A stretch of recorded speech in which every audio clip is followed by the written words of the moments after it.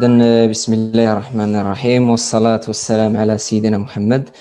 لو كلوب بي تي بي كيرحب بكم مرة أخرى من جديد في حدث جديد ومواضيع جديدة إن شاء الله ومع ضيوف جدد.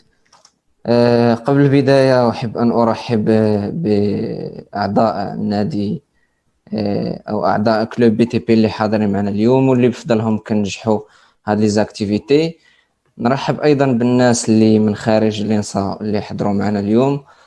الشكر أيضا موصول لنو بروفيسور اللي حاضرين معنا اليوم بعض منهم، ونذكر على سبيل المثال مسيو بوغربا، شكرا لك أيضا على الحضور. كنقول لكم باللي إلا عندكم دي كيستيون ممكن تطرحوهم، دوموندي لا بارول في لو شات اي وممكن تطرحوا لي كيستيون ديالكم. Donc, mesdames et messieurs, cette fois-ci un peu spécial, avec un nouveau concept créé par le club BTP pour la première fois et la première édition cette année. Il s'agit d'un bootcamp de 4 jours, 4 sujets et également 4 intervenants de grand poids et dans le domaine de génie civil. Pour bien expliquer le concept et de quoi il s'agit, je donne la parole à M. Jluli, président du club BTP, pour nous expliquer en plus le concept créé par le club BTP cette année. À vous la parole, M. Jluli.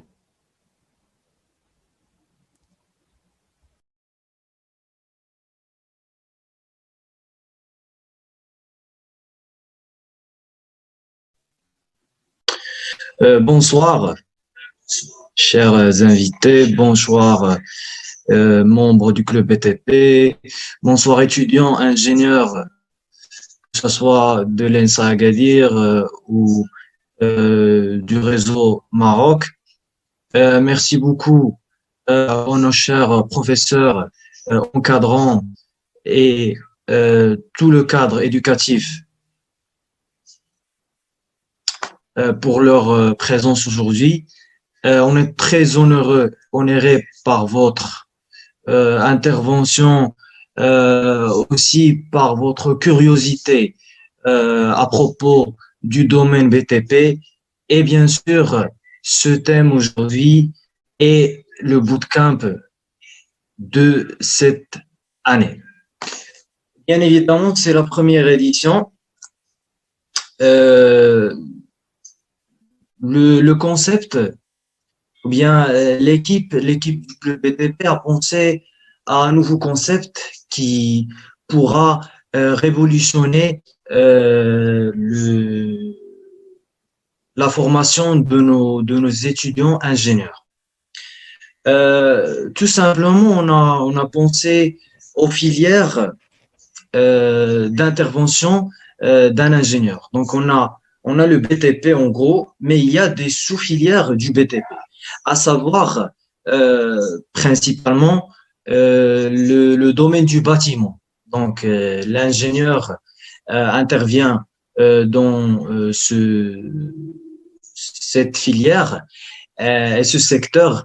Et bien sûr, il y a aussi le secteur infrastructure, le secteur routier, qui est indispensable pour une ville, pour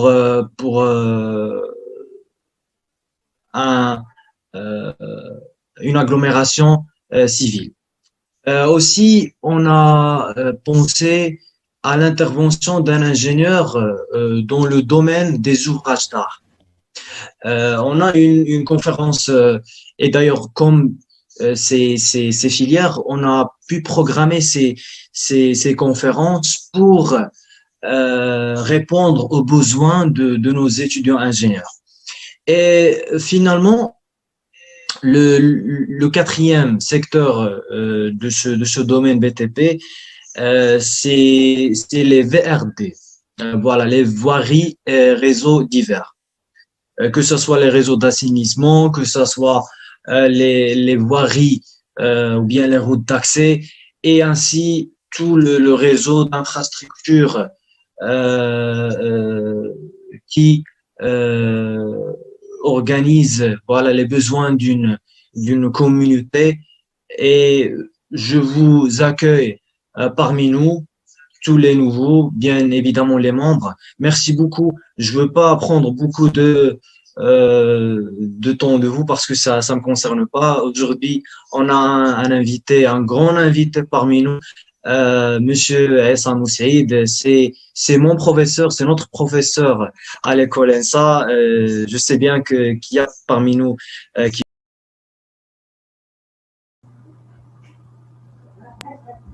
merci beaucoup pour votre présence et je vous laisse encore avec M. Abdelhak Boubouche pour continuer cette grande soirée. Merci beaucoup, cher président. Donc, je passe au programme de ce bootcamp. Il s'agit donc de 4 jours. On va discuter le long de ces 4 jours, 4 sujets. Aujourd'hui, on commence par la première conférence sur l'élaboration d'un bâtiment et également le rôle de l'ingénieur civil. La deuxième conférence demain sur les projets routiers et toujours le rôle de l'ingénieur civil dans ces projets. Le vendredi, on aura la troisième conférence sur l'élaboration d'un projet ouvrage d'art et les tâches dédiées à l'ingénieur civil aussi. Et finalement, la dernière conférence à propos de l'innovation des BTP.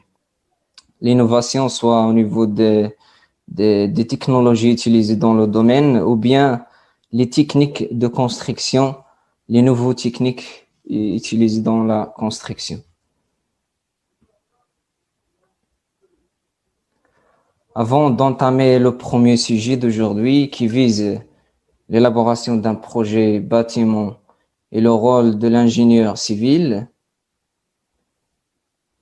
j'aimerais bien rappeler que vous pouvez poser vos questions.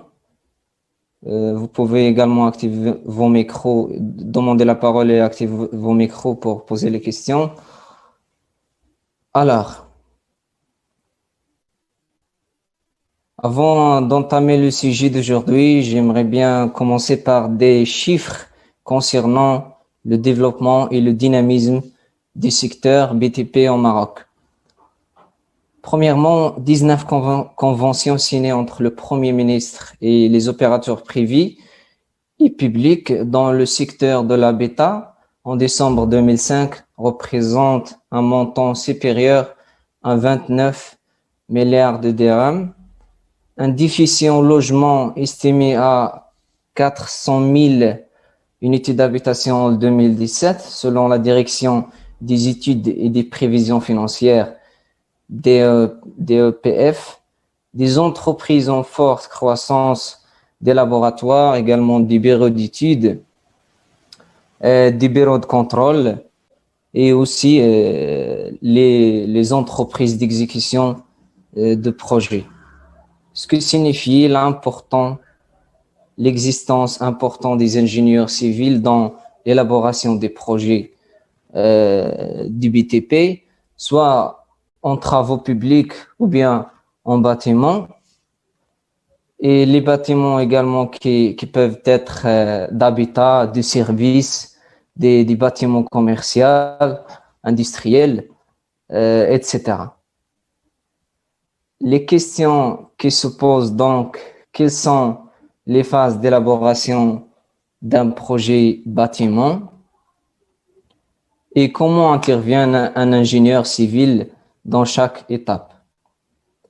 C'est ce qu'on va aborder aujourd'hui avec notre invité, Monsieur Essam Moussaïd, actuellement ingénieur, chef de projet chez Atomas Ingénierie, enseignant à l'ENSA Agadir.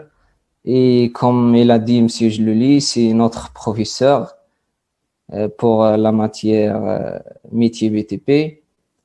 Ex-ingénieur au bureau d'études CITCOB et lauréat de l'EHTP Bienvenue, Monsieur Ousseid, et merci d'avoir accepté notre invitation.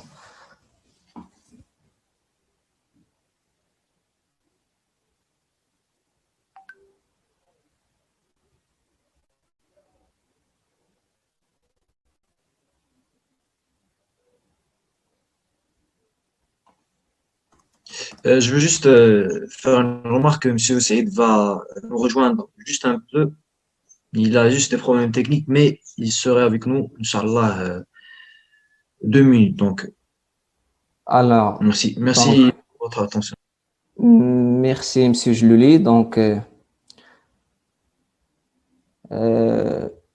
j'aimerais bien donner la parole à notre professeur, Monsieur Bougrba, qui est présent avec nous aujourd'hui, avant de commencer avec Monsieur Saïd, qui n'est pas encore là. Monsieur Bougrba, si vous m'entendez. Allô, oui, je vous entends. Vous m'entendez? Oui, bien sûr. مرحبا بك Monsieur Bougrba. مرحبا بك السي بوش، وسلم على كاع الدراري نتاعي ونتاعكم، وسلم على monsieur Jlouli, enfin, en particulier, parce que c'est pas en particulier, c'est juste parce que c'est lui maintenant qui a la lourde responsabilité de ce club et de BTP.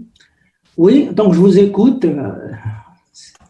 Je trouve que c'est une très bonne initiative et pour ma part, j'y adhère totalement et ça serait bien. D'ailleurs, j'avais souvent parlé de ça et maintenant, évidemment, c'est très très bien. C'est pour ça que lorsque j'ai reçu l'invitation de participer, vous avez été gentil de m'envoyer un mail. Hein, donc, j'ai pris toutes mes dispositions pour qu'à 19h, je sois d'être prêt. Merci beaucoup, Monsieur Bougrba. Voilà. Donc, qu'est-ce que vous pensez sur ce sujet d'aujourd'hui? Également, les 4 sujets qui se rapportent sur l'élaboration en général d'un projet en génie civil, particulièrement aujourd'hui sur les projets de bâtiments. Bon, vous savez, on ne peut rien faire en fait sans le bâtiment. On est d'abord obligé d'habiter. Et quand on est obligé d'habiter dans dans une habitation, une simple habitation d'une personne ordinaire, disons comme moi, ou un homme qui est marié et tout ça, et il a besoin des murs, il a besoin de poteaux, il a besoin pour construire sa maison. Donc, il a besoin de ciment, il a besoin de ça. Mais en plus de ça, il a besoin d'une porte, d'une fenêtre, donc il fait appel à un menuisier. Il a besoin d'un robinet, de l'eau qui arrive, donc il va faire appel à la plomberie sanitaire. Il a besoin d'évacuer ses eaux usées, donc il aura besoin du réseau des eaux usées. Le bâtiment, on ne peut pas échapper, parce que chaque fois qu'on a besoin de vivre, on a besoin d'un bâtiment.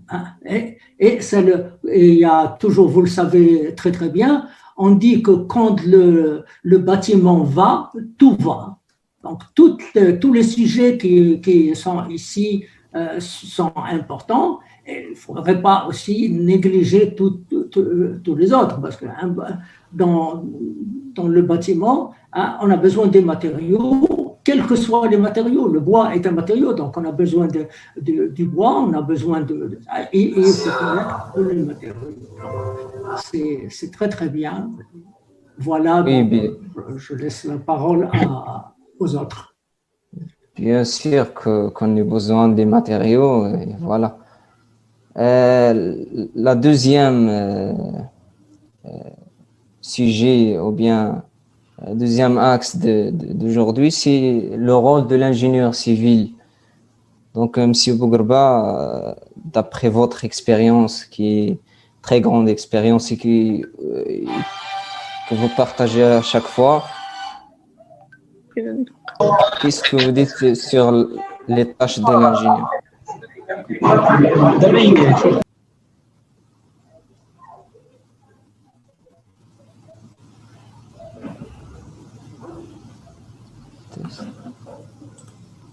Si c'est possible,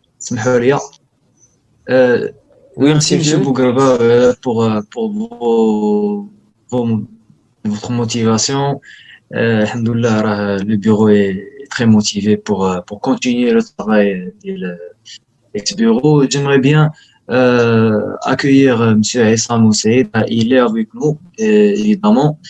Euh, voilà, je vous laisse la parole. C'est vous pour présenter notre invité. Merci, monsieur Jloli. Je m'excuse, j'ai pas fait attention. Donc, monsieur Issa Moussaïd, vous êtes ingénieur chef projet chez Atomas Ingénierie, enseignant à l'INSA Agadir, c'est notre professeur en fait. Ex-ingénieur au bureau d'études CETCOB et lauréat de la HTP. Bienvenue, monsieur Saïd.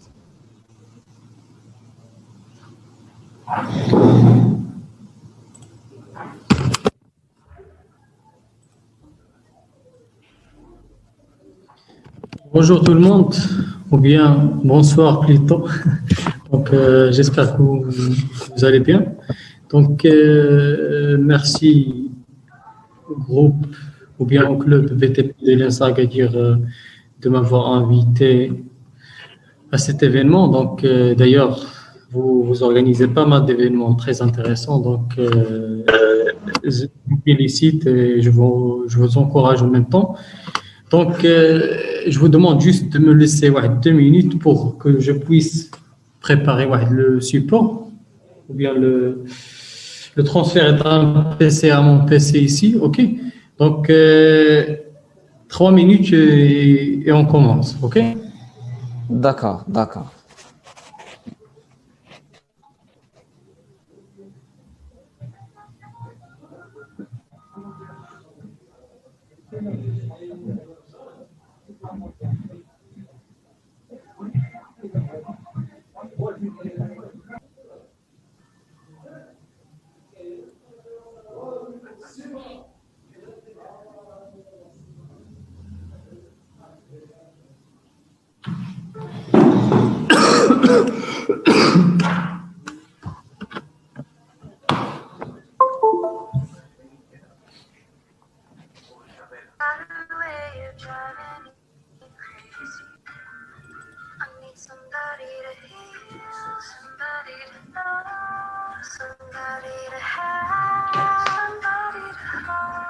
It's easy to say, but it's never the same. I guess I kinda like the way you numbed all the pain. Now the day bleeds into nightfall, and you're not here to get me through it all.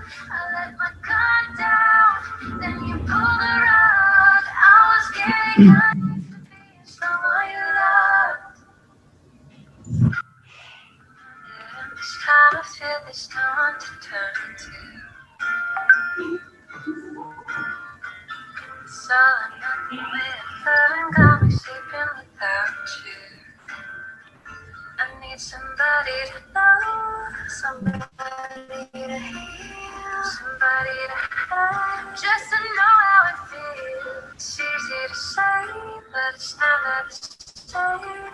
I guess I kinda like the way you help me escape. Now the day bleeds into nightfall, and you're not here to get me through it all. I let my guard down, then you pull the rug. I was getting Donc, bonsoir. Donc, je demande à l'organisateur de webinaire de me laisser partager l'écran. OK.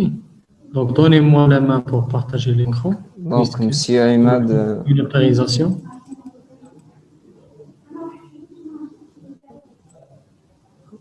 Oui, c'est bon. Maintenant, c'est bon. OK.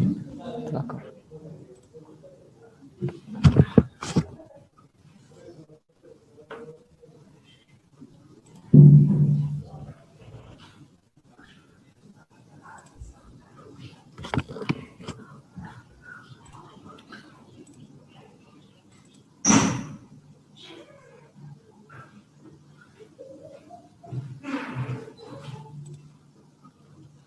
Donc, est-ce que vous arrivez à voir mon écran?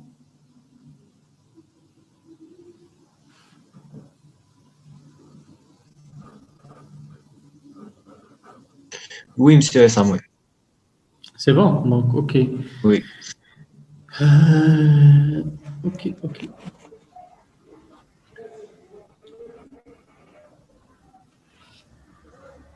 Donc, on essaiera, Inch'Allah, donc, dans cette présentation, de balayer plus ou moins un projet bâtiment, comment ça se passe un projet. Donc, ils sont les différentes phases d'un projet. Donc, on va plus ou moins donc, voir quelques aspects d'un projet bâtiment. Donc, d'ailleurs, donc, 1 heure ou bien 1 heure et demie donc, n'est pas suffisante pour une telle thématique. Mais je suis toujours prêt à vous faire de telles présentations, ou bien à subdiviser la présentation en plusieurs présentations. Je suis toujours prêt pour la faire si on va faire de telles conférences au tel, je dirais, timing. Donc, c'est très à l'aise. OK. Donc, sans trop tarder, donc, je vais commencer. Donc, j'ai intitulé la présentation les enjeux du projet bâtiment. Donc, je vais surtout parler du bâtiment et pas des autres, je dirais, ouvrages. OK. Parce qu'on aura l'occasion de parler des autres ouvrages, Inch'Allah, c'est demain et après-demain. Lorsqu'on dit un promoteur immobilier, c'est quelqu'un qui construit et qui vend les biens, les bâtiments en général. Soit il construit des bâtiments de type logement, habitation par exemple, ou bien de type plateau bureau. Donc ça c'est un type de maître d'ouvrage. Donc on peut trouver aussi des maîtres d'ouvrage industriels par exemple. Un maître d'ouvrage industriel, c'est quelqu'un qui construit par exemple une unité industrielle, une usine.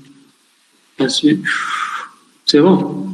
Donc ça c'est un maître d'ouvrage industriel. Donc en gros, c'est quoi un maître d'ouvrage? C'est le porteur de l'idée et celui qui finance, qui a le budget du projet. C'est celui qui finance le projet. C'est ce qu'on appelle le maître d'ouvrage. C'est celui qui a l'idée du projet, c'est celui qui va bénéficier du projet. Donc, comme on a déjà dit, donc prenons un exemple de projet, par exemple un projet d'habitation. Donc le maître d'ouvrage, lui, il a un budget.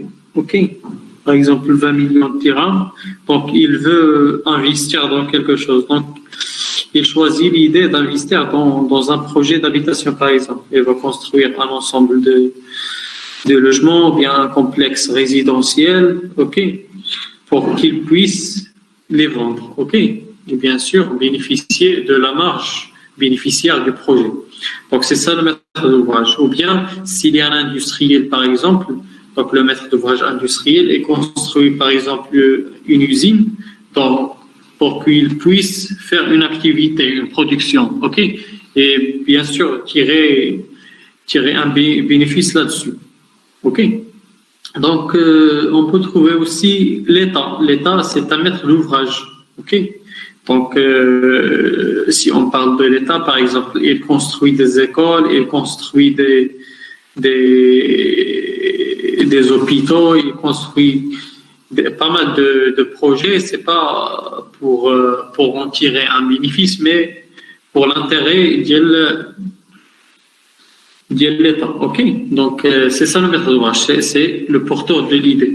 Et c'est ce maître d'ouvrage qui choisit après les différents intervenants qu'on va voir après pour qu'ils puissent réaliser le projet. Donc pourquoi le maître d'ouvrage il choisit une équipe pour réaliser le projet? Parce que lui il a ce qu'on appelle le budget. Le maître d'ouvrage a l'idée plus le budget. Il a deux choses, l'idée et le budget. Mais il n'a pas la technicité, il n'a pas les compétences pour réaliser un projet. Donc si tu veux construire par exemple une maison, ok. Donc, tu as le budget, mais tu n'as pas la compétence. Donc, tu fais appel à d'autres personnes qui ont la compétence pour construire la maison. Donc, c'est ça une explication, donc, je dirais, plus ou moins facile pour comprendre c'est quoi le maître d'ouvrage. Le maître d'ouvrage, c'est l'idée plus le budget. Ok. Donc ça, après avoir bien défini bien sûr l'idée et le budget du projet, donc là, on commence à choisir notre équipe. Donc la première personne ou bien le chef qui chapeaute l'équipe qui va réaliser le projet, c'est l'architecte. Ok, c'est pas l'ingénieur génie civil, mais c'est l'architecte. Donc la première personne qui va être choisie dans l'équipe, c'est l'architecte. Donc l'architecte, il fait quoi en général? Donc c'est lui qui rend réel le projet. C'est bon. Donc c'est lui qui réalise tout ce qui est plan d'architecture, qui définit les différents aspects d'un plan d'architecture. Ok. Donc si on veut construire un immeuble, donc il faut définir sa forme, il faut définir sa répartition intérieure, il faut définir donc la géométrie de notre bâtiment. Donc c'est l'architecte qui s'en occupe de cette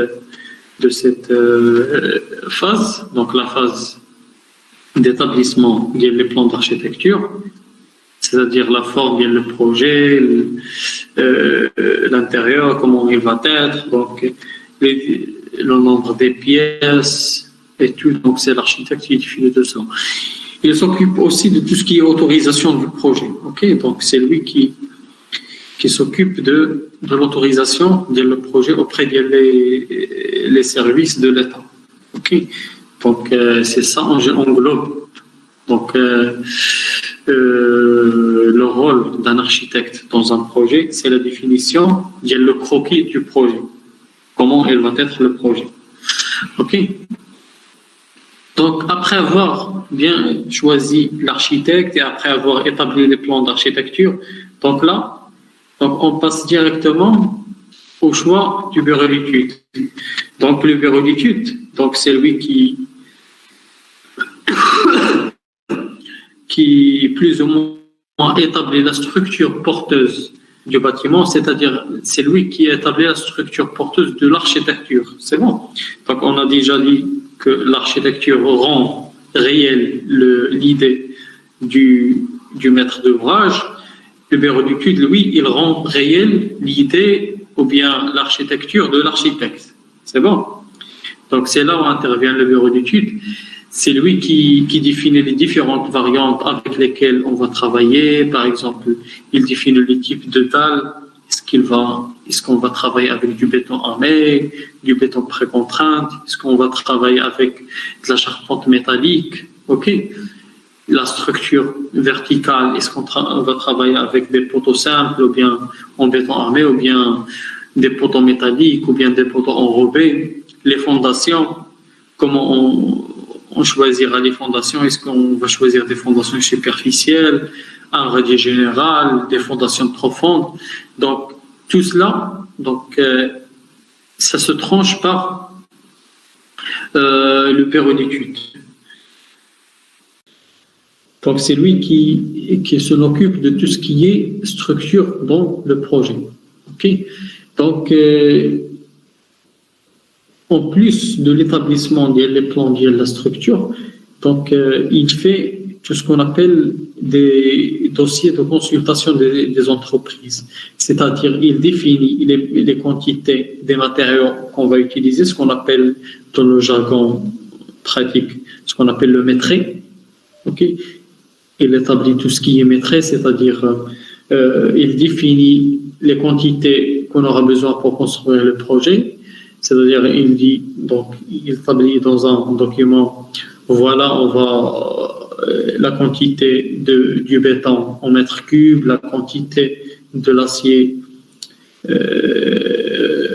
au kilogramme, voilà la surface de l'étanchéité, qu'on va utiliser. Voilà les surfaces des murs à construire.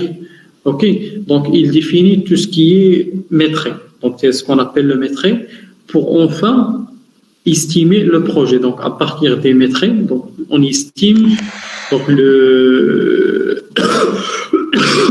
on estime le prix de la structure. Ok, et après cette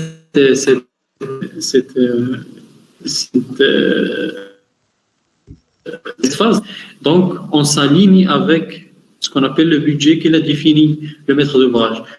Donc c'est sur cette étape qu'on va décider est-ce qu'on va continuer sur le projet tel qu'il est, si l'estimation établie par le bureau d'études s'aligne avec le budget, ou bien on arrête le projet et on minimise en termes de surface, en termes on optimise en termes de la forme du projet, de l'architecture, pour si dans ce cas on le fait si l'estimation du bureau d'études est plus haute que le budget, c'est-à-dire on va dire dans ce cas que l'architecte a fait une structure qui dépasse le budget du maître d'ouvrage. Donc dans ce cas il faut chercher à réduire des choses dans notre bâtiment, soit réduire les étages, soit réduire la surface, donc pour qu'on puisse s'aligner avec le budget. OK? Donc, le troisième cas, c'est le cas où le budget dépasse notre estimation. Donc, dans ce cas, on cherche à ajouter quelque chose d'esthétique dans le projet. Donc, on dit à l'architecte, voilà, donc l'estimation ou bien le budget du maître d'ouvrage, donc il est très suffisant, donc il dépasse largement l'estimation. Donc là, on permet à l'architecte d'augmenter la gamme de son bâtiment, soit faire des peintures esthétiques, soit faire des revêtements esthétiques, plus esthétiques et de plus haut standing. OK? Donc, et là, on va chercher à s'aligner avec le budget pour avoir un bâtiment en même temps fonctionnel et esthétique. Okay. Donc, il y a trois cas. Soit on est bien aligné avec le budget, soit on dépasse le budget et là, donc, on cherche à réduire quelque chose dans le projet, okay, soit les étages, soit les surfaces, ou bien on se trouve avec le budget qui dépasse l'estimation.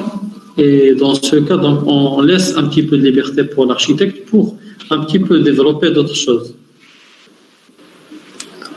Mais M. Ousseid, la deuxième cas, si on dépasse le budget, on doit donc réduire la surface. Est-ce que ça ne va pas affecter la qualité du projet ou bien du... Oui, bien sûr, bien sûr. Donc, si on n'est pas aligné au budget, donc c'est pas la qualité, mais plus ou moins, donc on va dire que le budget du maître d'ouvrage n'est pas suffisant. Donc, soit il cherche à augmenter son budget, soit on réduit des choses dans notre projet. C'est bon. Donc, c'est ça. Donc, on ne peut pas construire quelque chose et arrêter à mi-chemin. OK? Donc, si l'estimation dépasse le budget, on commence dans ce cas le projet, donc on va arrêter au milieu du projet. Donc le projet ne va pas aboutir. Donc c'est mieux soit de chercher un budget d'autres sources de financement, soit on réduit carrément quelques aspects dans le projet, soit la surface, soit la hauteur, soit on réduit le standing du bâtiment, c'est-à-dire au lieu d'avoir des équipements qui sont très chers, on réduit les équipements à des équipements qui sont moins chers. Par exemple, je parle du carrelage, je parle de la peinture, c'est bon. Donc la structure en général reste la même. On ne peut pas intervenir sur la structure. On peut l'optimiser, mais en général, ça ne réduit pas grand-chose. Et ça, c'est la décision de l'ingénieur ou bien le maître d'œuvre? Est-ce que ça, c'est la décision de l'ingénieur? Non, l'ingénieur est dans l'estimation. La décision, c'est au maître d'ouvrage et à l'architecte de prendre la bonne décision. C'est bon? D'accord. Ok.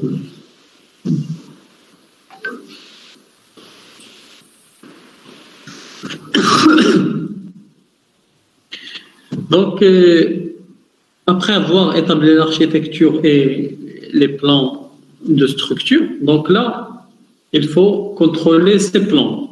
Donc, c'est le rôle du quatrième intervenant qui est le bureau de contrôle. Donc, c'est quoi le rôle du bureau de contrôle? C'est, comme son nom l'indique, c'est le contrôle. OK? Donc, en premier temps, il contrôle le plan d'architecture. S'il y a des anomalies par rapport à la réglementation de sécurité incendie, par exemple, donc s'il y a des problèmes d'aération, OK, s'il y a des problèmes d'éclairage, donc tout ça, donc il y a des règlements qui gèrent les aspects à l'eau, surtout la sécurité incendie. Donc le bureau de contrôle, il contrôle les aspects. Si l'architecte n'a pas bien respecter les réglementations. Donc, le bureau de contrôle, il signale à l'architecte qui n'a pas respecté la réglementation. Et comme ça, l'architecte, il va changer des choses ou bien des aspects dans son plan d'archi. Par exemple, on cite, par exemple, tout ce qui est des enfumages, c'est-à-dire si on a un incendie là, donc les exutoires, où va sortir donc la fumée du feu. Donc, je cite aussi les largeurs des couloirs et des passages. Ok. Donc, il y a plein de choses à contrôler dans ce sens. Vous pouvez consulter la réglementation marocaine de la sécurité incendie. Donc, il y a plein de règles à respecter dans le bâtiment. Donc, si l'architecte ne respecte pas ces dispositions inscrite dans cette réglementation. Donc, en général, le bureau de contrôle, il fait sa remarque et comme ça, l'architecte doit la corriger et actualiser ses plans. C'est bon.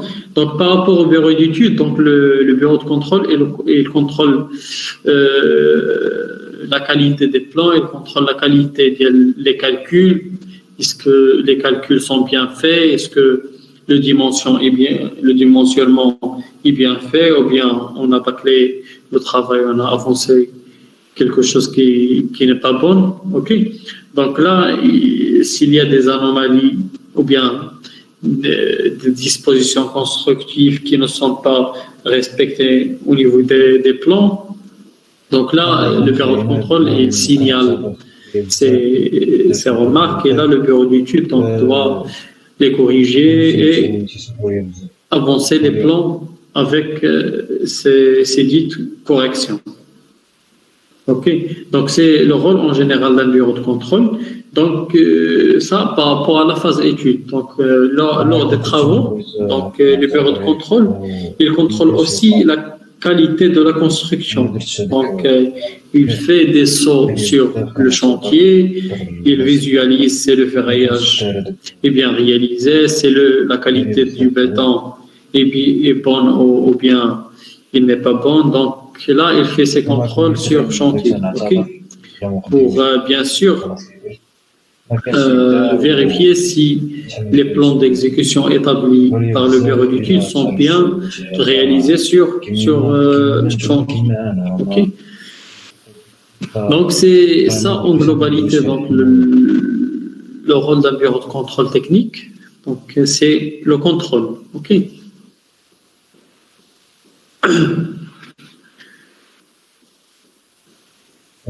Donc le cinquième intervenant, donc c'est le laboratoire d'essai.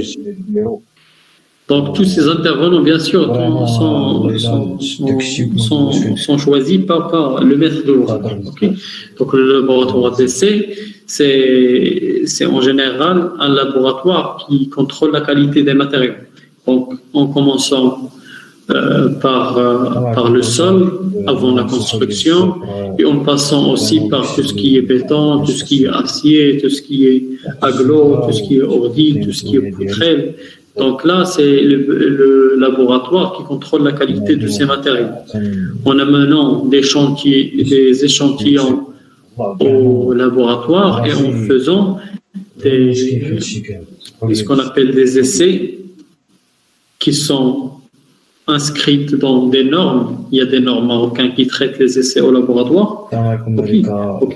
Donc, il emmène des échantillons au laboratoire et il fait des essais et il contrôle chaque matériau s'il correspond aux normes en question. Donc, vous pouvez chercher sur Internet quels sont les différents essais sur chaque matériau. Donc là, il y a beaucoup de documents qui traitent cela. Donc je pense que vous allez étudier ça, je pense, soit en 4e année ou en 5e année avec, je pense, M. Bougourban. Donc, au premier temps, donc, le laboratoire, avant de commencer le projet, donc, il fait ce qu'on appelle des sondages dans le sol. Ok. Il réalise des essais, soit des sondages carotés, soit des sondages pressiométriques, donc ça dépend de la profondeur du sol. Donc, il nous définit ce qu'on appelle la portance du sol, c'est-à-dire la capacité d'un sol à porter une charge amenée par le bâtiment. Donc, s'il vous plaît, essayez de désactiver votre micro pour qu'il n'ait pas de bruit. Okay. Donc là, comme on a déjà dit, donc, le laboratoire, en premier temps, le premier essai qu'il fait, c'est l'essai sur le sol. Donc, il fait plusieurs essais pour enfin définir ce qu'on appelle la portance du sol. La portance, c'est la capacité du sol à supporter une charge amenée par le bâtiment. Et à partir de cette donnée-là, la portance du sol, le bureau d'études peut dimensionner ses fondations. OK?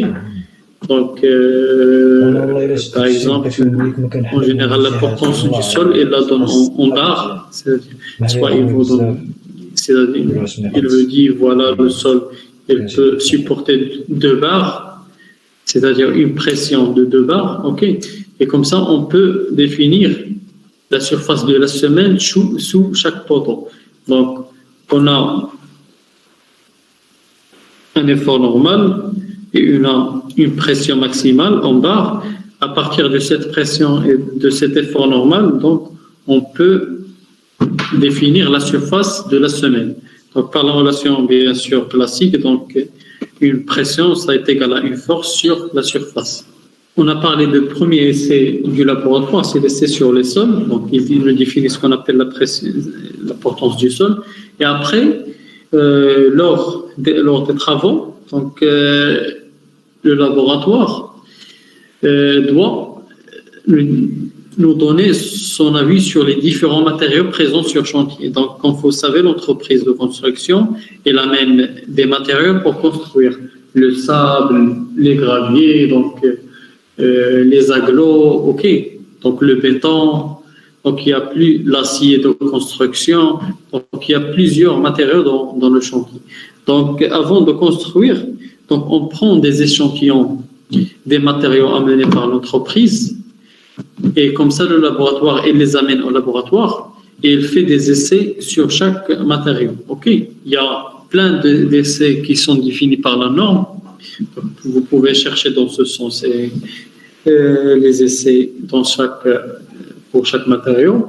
Ou bien, si vous passez un stage dans un laboratoire, ça sera très bénéfique. Donc, par exemple, le laboratoire le plus connu, c'est le LP2E, le laboratoire public des essais et des études. OK? Donc, si vous passez un stage, donc, ça sera très bénéfique. Donc, vous allez voir comment on réalise des essais, quelles sont les valeurs à limite pour chaque essai. OK? Donc, et comme ça, vous allez voir des essais de près. Donc, comme j'ai dit, donc, par exemple, sur les aciers de construction, donc, on réalise des essais de traction pour vérifier la résistance de l'acier. Pour le béton, on fait ce qu'on appelle des essais d'écrasement. OK? C'est l'essai le plus connu pour, bien sûr, vérifier si la résistance du béton pris en compte dans le calcul par le bureau d'études est bien vérifiée sur le béton sur chantier. Par exemple, si on calcule le béton avec 25 MPa, par exemple, donc le laboratoire, il prend des échantillons sur chantier et comme ça, il les amène au laboratoire pour les écraser et vérifier si 25 MPa est bien vérifié ou non. OK? Donc, le 6e intervenant, donc, il n'est pas présent sur tous les projets, mais surtout dans les projets qui sont un petit peu plus grands. OK? Donc, c'est ce qu'on appelle l'OPC, c'est l'ordonnancement, pilotage et coordination. Donc, dans les projets où il y a plusieurs intervenants, donc là, on est amené à choisir un organisme d'OPC. C'est quoi l'OPC? C'est l'organisme qui gère les travaux, c'est-à-dire c'est lui qui définit un planning des travaux, c'est lui qui vérifie si les entreprises ont bien respecté ce planning ou non, c'est lui qui applique les pénalités si les entreprises n'ont pas respecté ce planning-là. Donc, en général, pourquoi j'ai dit l'OPC, on le choisit dans les grands projets? Parce qu'en général, dans les grands projets, on a des délais à respecter. Et c'est difficile, si on n'a pas un organisme qui gère le timing, donc c'est difficile d'atteindre le délai. Okay? C'est pour cela qu'il faut définir quelqu'un qui établit des plannings, okay? Et il veille au respect de ce planning. Donc, il dit par exemple la partie terrassement, ça va prendre par exemple 2 mois. Donc la partie gros œuvre, béton armé par exemple, ça va prendre 5 mois. La partie maçonnerie, ça va prendre 2 mois. La partie étanchéité, ça va prendre 1 mois. Et bien sûr, ces durées-là, elles subdivisent en plusieurs tâches. Et comme ça, donc, il donne ces plannings-là aux entreprises qui sont présentes sur chantier et il veille au respect de ce planning. C'est-à-dire, à chaque jour ou bien à la fin de chaque semaine, il contrôle les entreprises. Il fait des réunions avec les entreprises, il découvre toi, une telle entreprise n'a pas respecté le délai, l'autre a respecté le délai, donc c'est bon. Donc, il gère si une entreprise ne travaille pas bien ou bien ne respecte pas bien ces délais, il applique des pénalités de retard. OK. Donc c'est ça en gros l'organisme d'OPC, ordonnancement, pilotage et coordination. Donc il pilote et il coordonne entre les intervenants. OK. Donc, et enfin, l'entreprise d'exécution. Donc, après avoir établi tout ce qui est plan d'architecture, tout ce qui est plan béton armé, par exemple, au plan structure en général. Donc, et après avoir contrôlé ces plans, donc, on fait ce qu'on appelle, on lance un marché. C'est-à-dire pour que chaque entreprise donne son prix avec lequel il va construire le projet. En général, on prend l'entreprise qui est la moins disante, c'est-à-dire qui donne le prix le plus faible. Et comme ça, donc, on choisit l'entreprise et il commence ses travaux. Okay. Donc, bien sûr, lorsqu'elle commence les travaux, il est contrôlé par l'équipe de la maîtrise d'œuvre. C'est quoi l'équipe de la maîtrise d'œuvre? C'est l'architecte, le bureau d'études, le bureau de contrôle et le laboratoire. Et bien sûr, l'OPC, s'il est choisi dans le projet. OK? Donc, toute cette équipe-là, Donc, il contrôle le travail de l'entreprise. Et bien sûr, l'OPC, il contrôle les délais d'exécution. C'est-à-dire, lorsqu'il établit un planning, il le donne à l'entreprise d'exécution. Et comme ça, l'entreprise d'exécution doit s'aligner avec ce planning pour terminer le projet dans les meilleurs délais. OK? Donc, l'entreprise d'exécution, comme j'ai déjà dit, donc c'est elle qui exécute le projet. C'est bon. Donc, soit il y a plusieurs types d'entreprises. Il y a des entreprises qui font du béton armé. OK, il y a des entreprises qui font de la charpente métallique. Il y a plusieurs types d'entreprises. Il y a des entreprises qui font le tout. OK. Donc, c'est ça, donc, en général.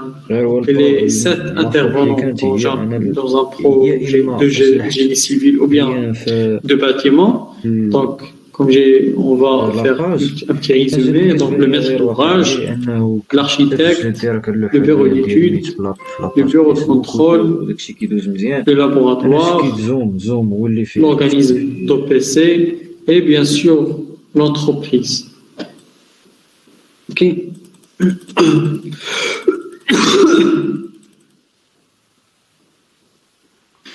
Donc, on passe directement aux différentes phases d'un projet.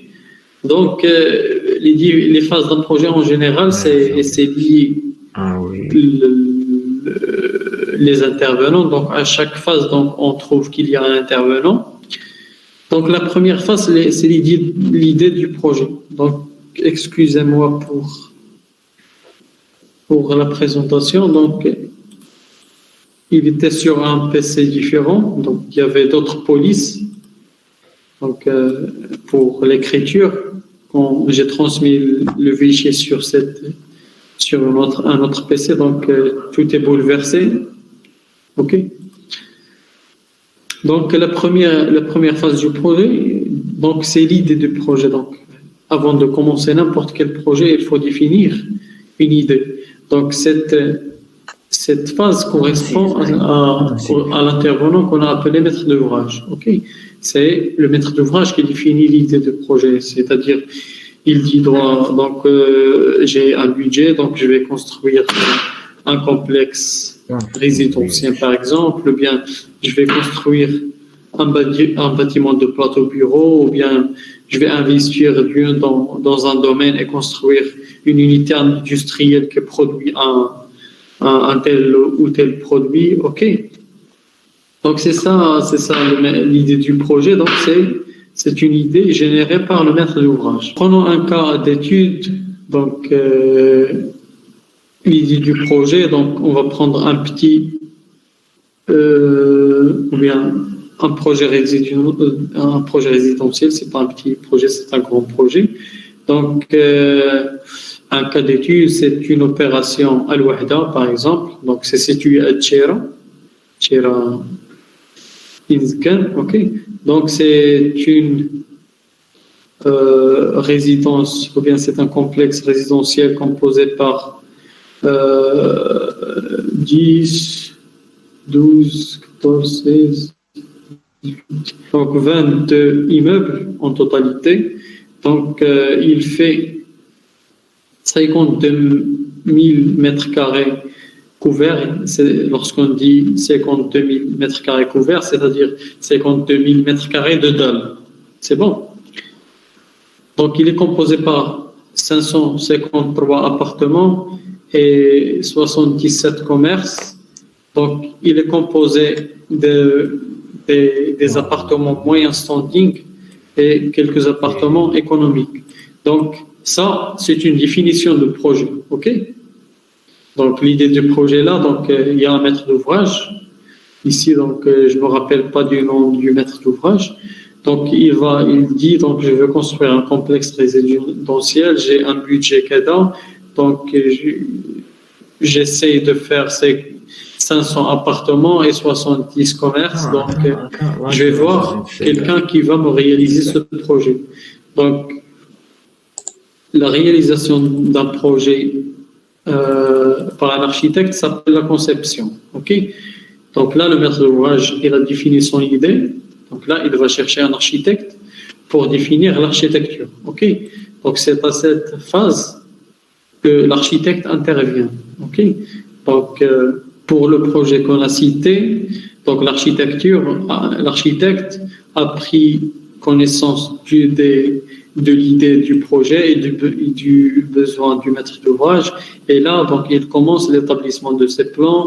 Donc, il établit tout ce qu'on appelle plan de façade, donc vue en plan, ok, des plans des étages, c'est-à-dire donc au niveau de ces étages, voilà la position des escaliers, voilà la position des ascenseurs.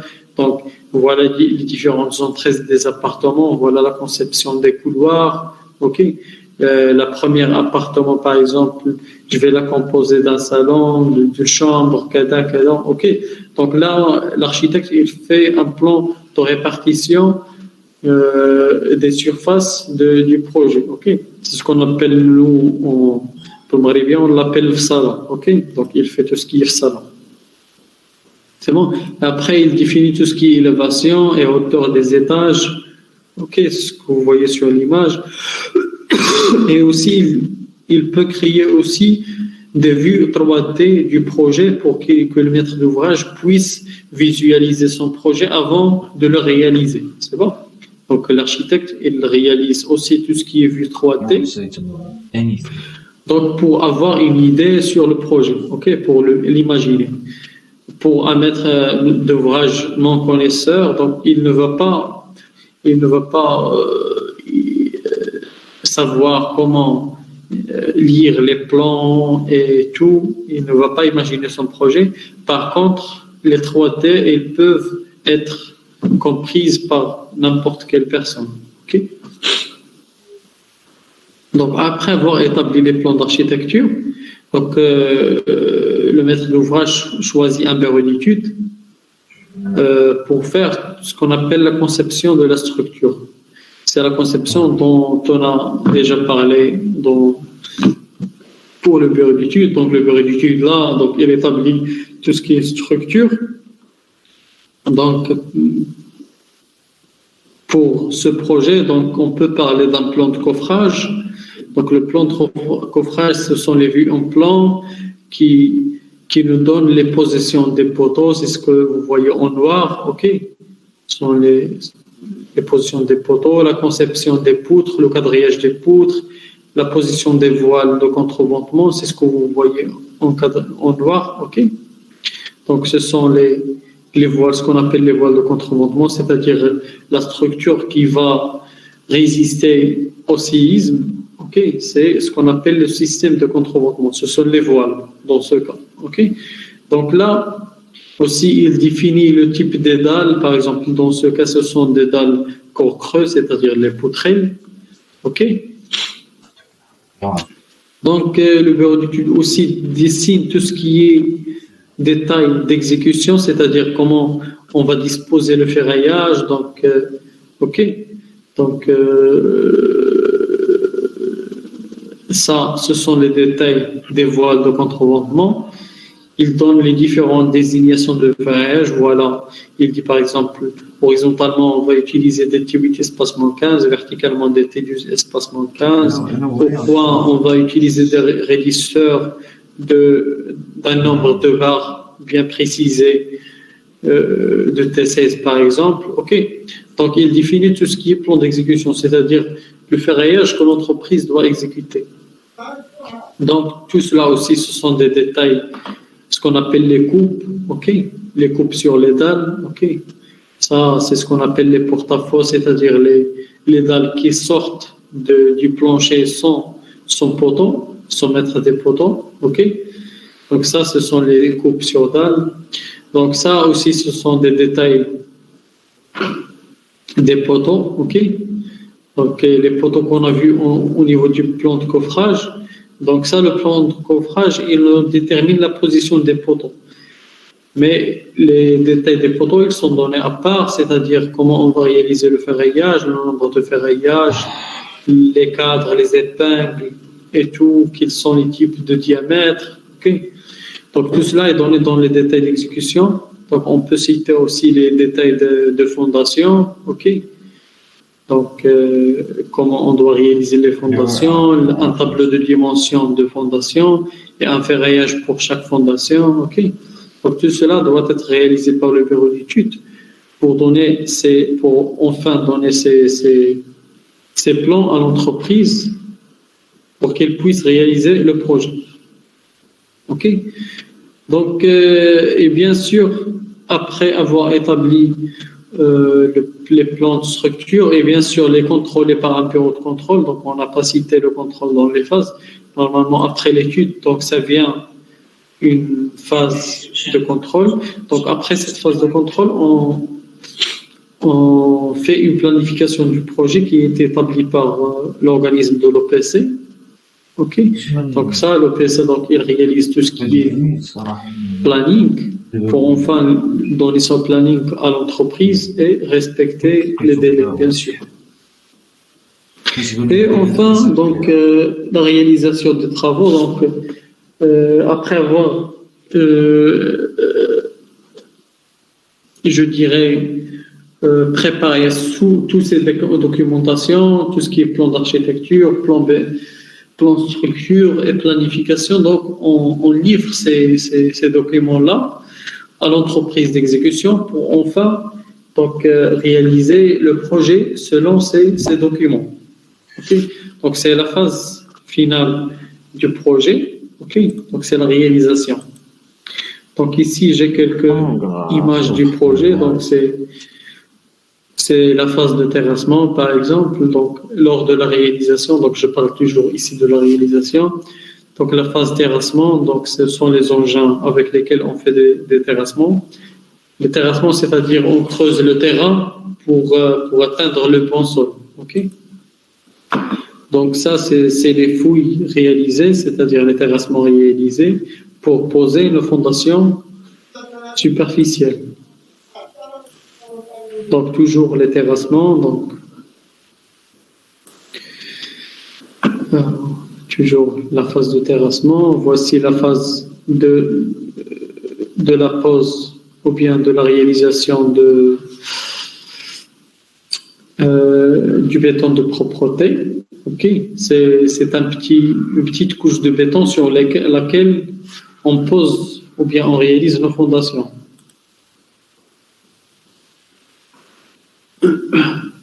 Donc après, on pose notre ferraillage de fondation et on coule après les fondations. On coule les fondations, c'est-à-dire on coule le béton des fondations. Donc après avoir réalisé les fondations, on réalise tout ce qui est structure porteuse, tout ce qui est poteau, ok.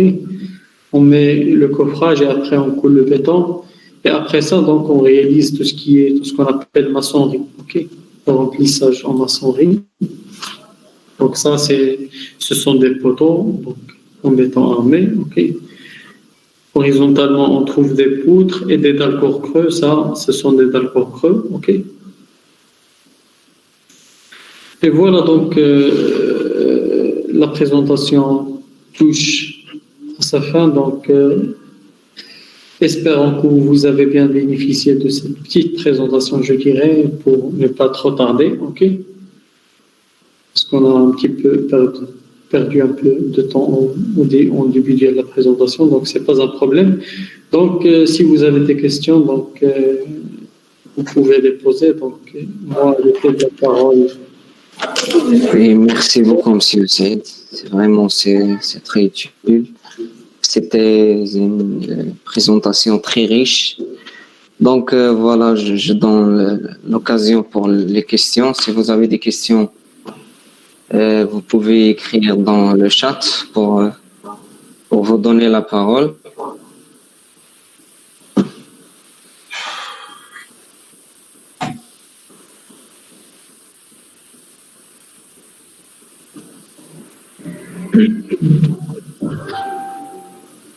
Je répète, s'il y a des questions, n'hésitez pas de les poser.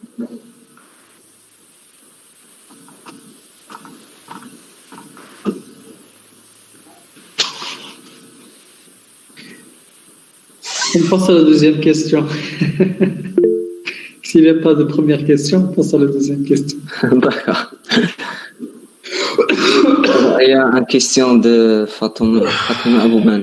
Fatima Abouban, vous pouvez activer votre micro et poser votre question. Bonjour à toutes et à tous.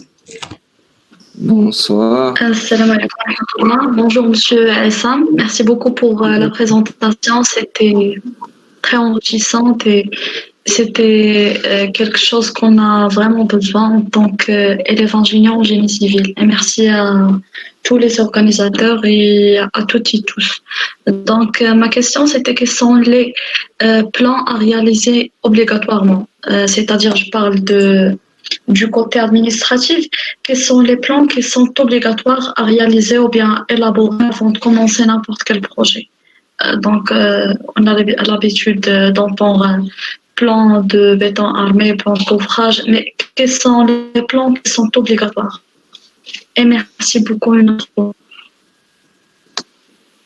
Donc, pour avoir l'autorisation d'un projet, donc, en général, il y a deux types de plans qui sont obligatoires.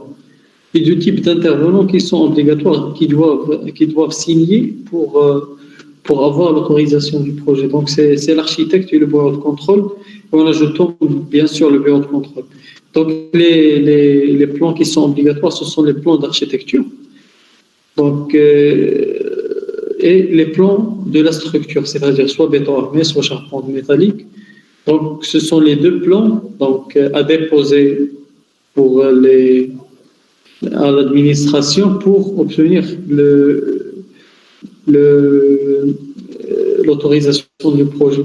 Donc, pour l'architecture, il y a plusieurs types de plans. Il y a tout ce qui est vue en plan, tout ce qui est élévation, tout ce qui est façade. OK. Donc, tout cela, donc, on a déjà vu la présentation. Donc, ce sont donc les différents types de plans d'architecture.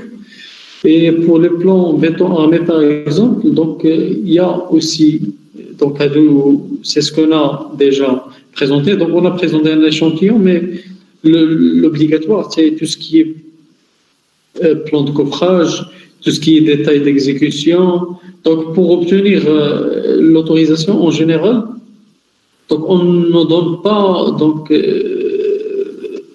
la totalité des plans dans un premier temps.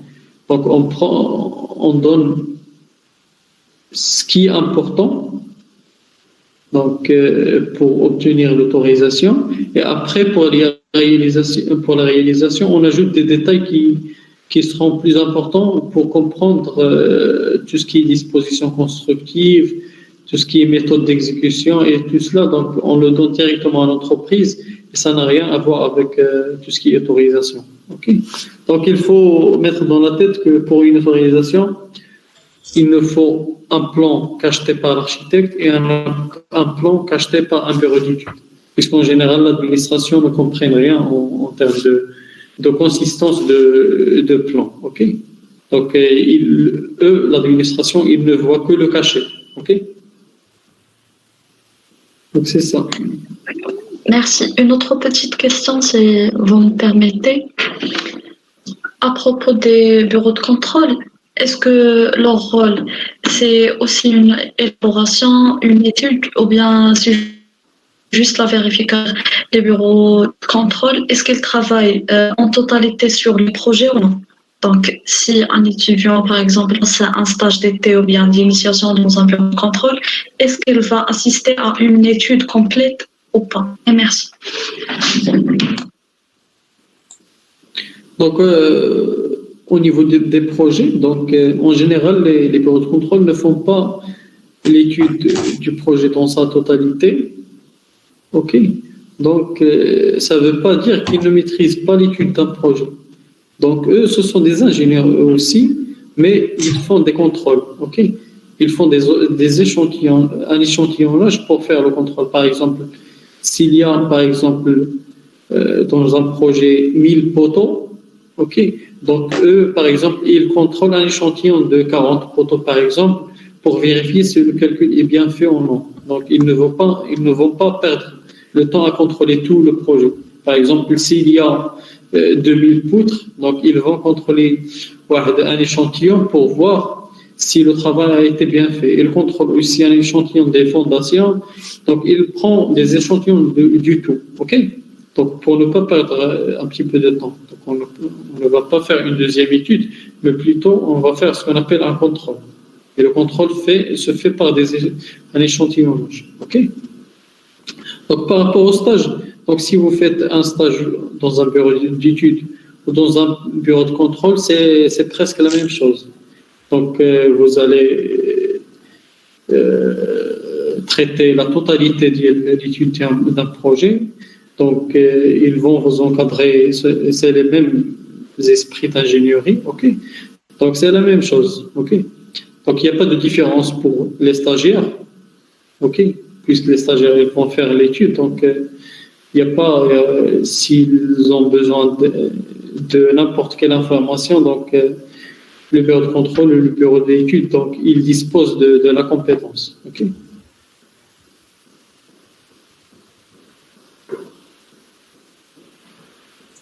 داكوغ. إلا كاينين دي كيستيون أخرين مرحبا، طرحوا لي كيستيون سواء Bonsoir, monsieur. بالعربية Bonsoir tout le monde. Donc, ma question est la suivante. C'est هذا. Je veux savoir juste la couche de béton qu'on fait avant la pose des fondations. Pourquoi on met la couche? Quel est son rôle? Et merci. Donc, dès que la couche c'est un béton de propreté, ok?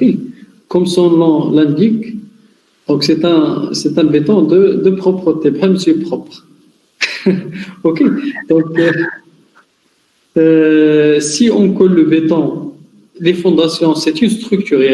Si on coule le béton de cette fondation directement sur le sol, donc il va se mélanger avec les grains de le sol et on va avoir un béton de très mauvaise qualité de les fondations. C'est bon. Ce qu'on fait, donc on coule une petite couche, c'est bon, de béton de propreté. Donc ce béton, lui, il va bien sûr dans la face inférieure se mélanger avec les grains, mais la face supérieure, il va nous donner la surface qui est propre.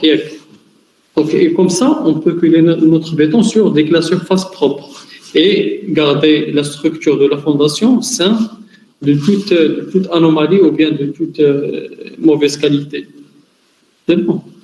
Donc, c'est le concept du béton de propreté. D'accord, merci beaucoup, monsieur. Donc, monsieur Saïd, le béton de propreté n'a pas de rôle de résistance. Là, donc c'est un béton pour garder le béton de la semelle intact. Propre, d'accord. Donc, les autres questions?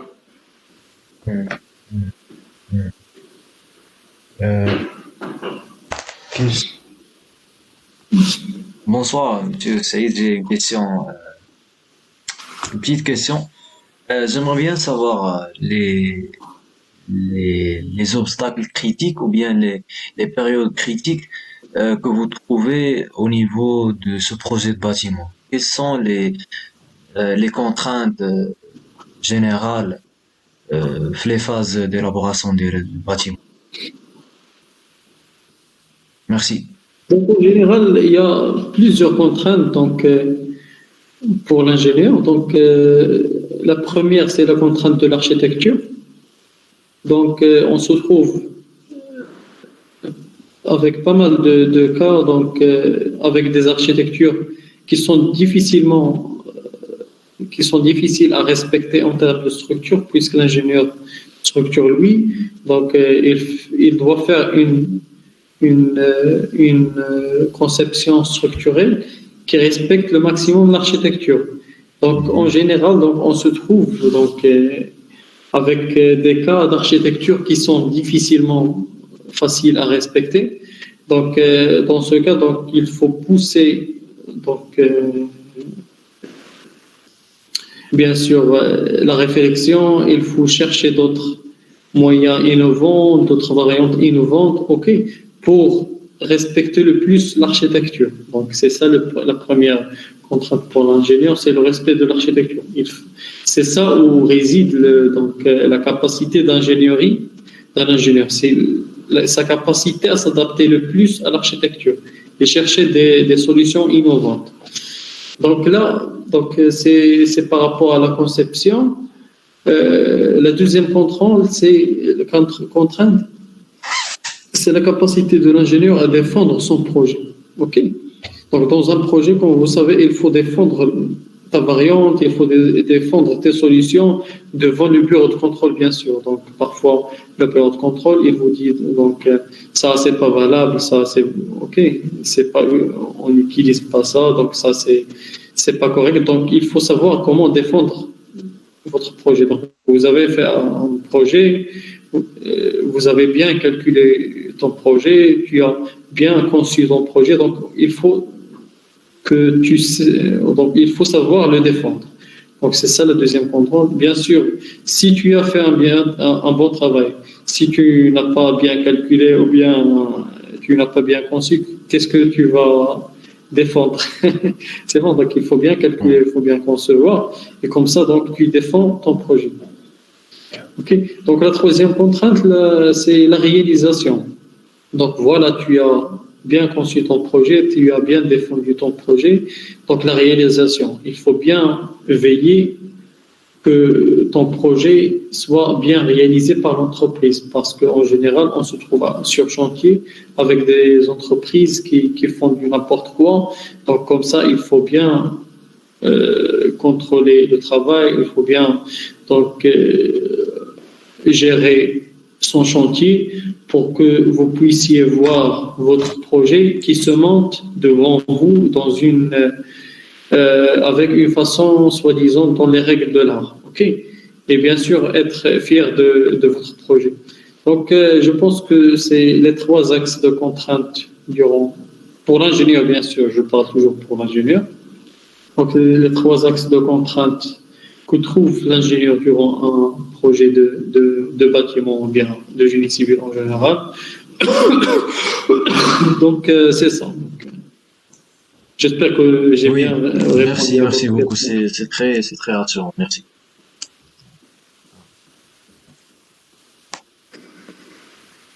Alors,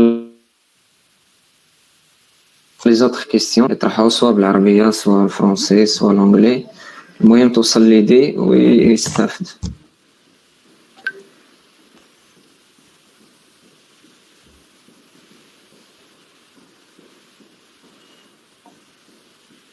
Quel je pose café? Je pose café. نديرو دور الدين دور العشاء خاص عشاء دابا شي بوز ديال العشاء كامل.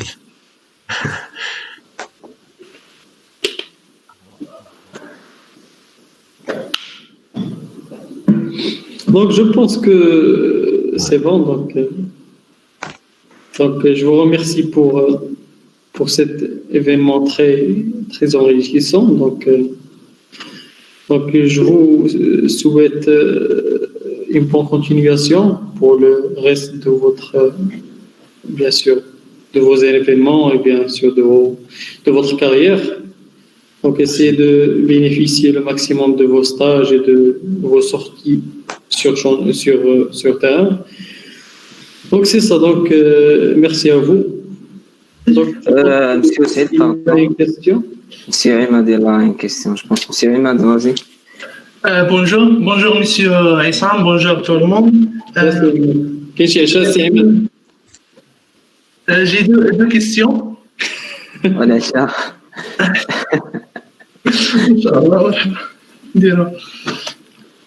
J'ai deux questions.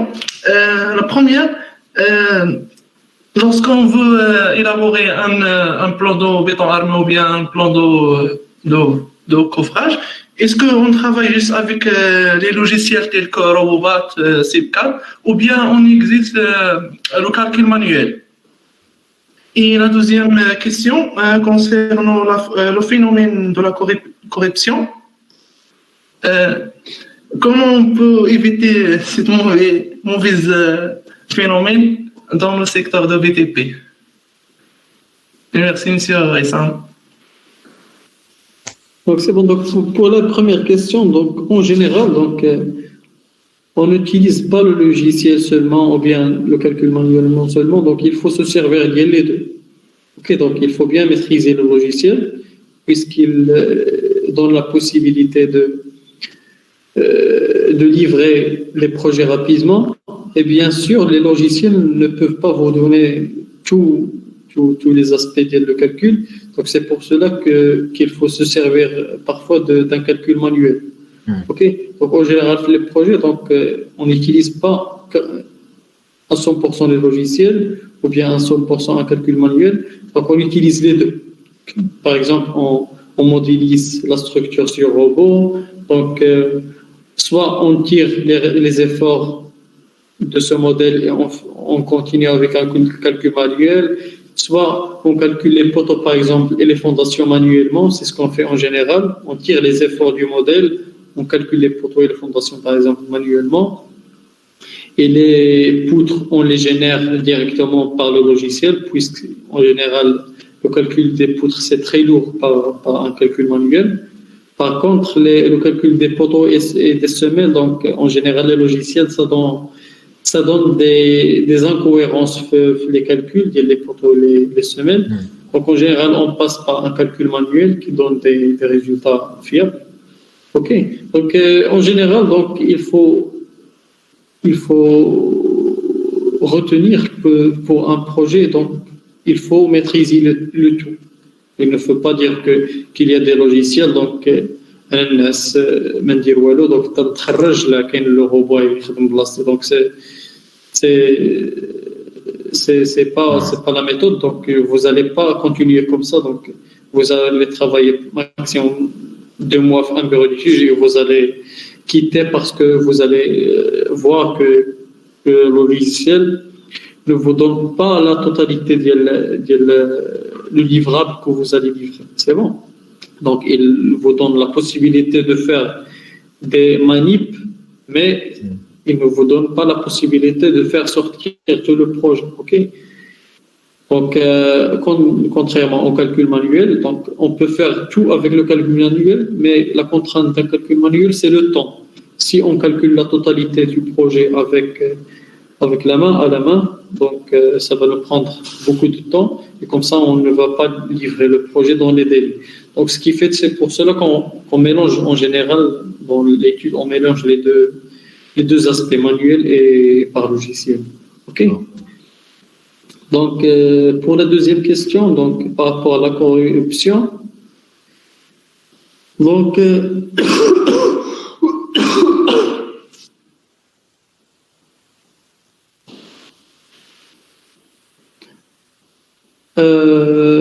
donc il faut en premier temps éviter de faire la corruption soi-même, donc surtout pour les gens qui vont travailler l'État. Si vous allez travailler avec l'État, donc il faut ne pas plonger dans le bain les gens qui sont déjà corrompus, donc d'un côté. D'un autre côté, c'est vous êtes en privé en général, soit on vous dit voilà, donc on vous donne une petite réwa pour nous faire passer quelques ferraillages, pour nous faire passer quelque chose, donc il faut éviter tout cela, donc c'est bon. Donc ça c'est par rapport à vous, donc par rapport à la limitation de la corruption au niveau du chantier, c'est-à-dire la mauvaise qualité, c'est-à-dire s'il y a des choses au niveau qualité, donc ça il faut faire un contrôle, bien sûr, un contrôle régulier de votre chantier, ok, et essayer de mettre le point sur les choses qui vont échapper, ok. Donc par exemple le dépassement des quantités ou bien quelque chose comme ça. Donc il y a plein de jeux qui se passent à l'intérieur du chantier. Donc, il faut bien maîtriser votre chantier par un contrôle régulier. Et bien sûr, s'il y a des anomalies que vous ne pouvez pas donc régler, donc il faut toujours passer par des écrits, soit des PV, ok. Donc il faut mettre un PV, voilà, l'entreprise n'a pas respecté CADA, n'a pas respecté CADA, n'a pas respecté CADA, et faire des écrits par email, par exemple, au maître d'ouvrage. Donc pourquoi tout cela? Donc pour dégager la responsabilité, puisque si par exemple il y aura des dégâts sur le chantier matériel ou bien humain, si quelque chose n'est pas bien réalisé, il s'avérait après qu'on aura un dégât. Donc là, donc, comment vous vous protégez? Donc vous vous protégez par vos écrits. C'est ce qu'on appelle la traçabilité. Donc il faut, par exemple, dire, voilà, comme ça j'ai écrit un PV à la date du flaniant, donc je dégage la responsabilité puisque j'ai déjà signalé que l'entreprise ne réalise pas le projet dans une bonne ou bien dans les règles de l'art, et comme ça je dégage la responsabilité. Okay? Donc il faut toujours passer par des écrits, donc comme ça on a la traçabilité, et non pas dire que vous avez, après s'il n'y a pas de traçabilité, ils vont vous dire que vous avez participé à ce genre de dépassement. Donc c'est en général, et vous allez, comme je dirais, donc découvrir plein de trucs dans votre carrière. Donc j'ai pas l'occasion maintenant de détailler plus dans ce genre de thématique. Donc je vous laisse découvrir ça après. Ok.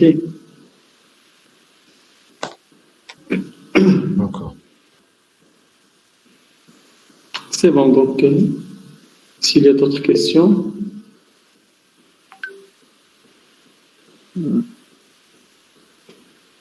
D'accord. Donc il y a شي questions. Il y a des questions قبل ما نساليو.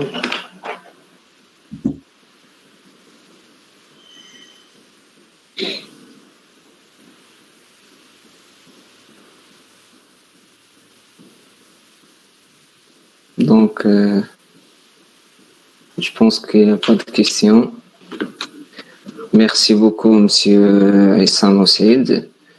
شكرا بزاف على هذه البريزونطاسيون اللي كانت صراحة جد غنية بالانفورماسيون.